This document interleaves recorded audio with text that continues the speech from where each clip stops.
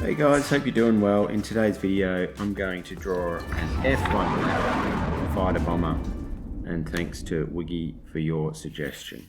I'm going to start my F-111 with a line on a 45-degree angles of about 7 inches, and that's how long the plane is. So this will be actually the motor back there, like this, with the wing, and then the cockpit will be at the front. Cockpit's going to be, that's the end of the cockpit around here like this. I'm just going to bring a curve line around. Okay, so we have the nose coming around like this, like a little cone shape. And then this follows, this is the bottom of the plane following that. And the cockpit is above here. There's a bit of a gap between the cockpit. And that's the cockpit there like that. It kicks out after it goes in. So the cockpit is in this shape, and we have a line that comes through the top like that, and then over the sides like this. And you see a little bit through there. Once we get the details on that, it'll look way better. That comes back and forms the wing. Now this other wing, this one's tricky. It's got lots of angles, this plane.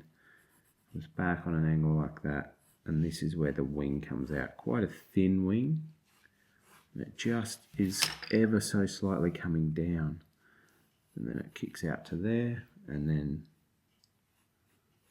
it gets thinner as it comes back, or thinner as it goes out, thicker as it comes back in. This part keeps going through, and then there is a wing. The back wing comes straight out, slightly down, across, and then back into there. There's the back wing. So we see a bit of the motor here, or an engine, should I say.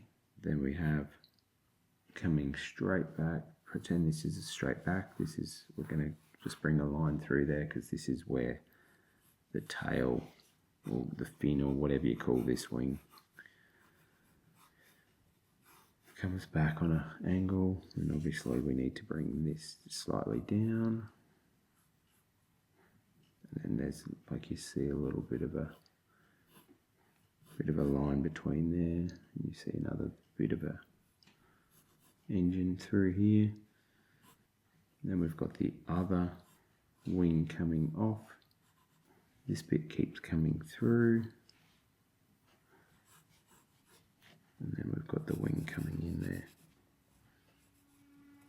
Bit tricky to draw that wing looking correct. Now this wing comes out, and it's not going to be as long as that one, because in real life it would be, but in our drawing we don't draw it as quite as long.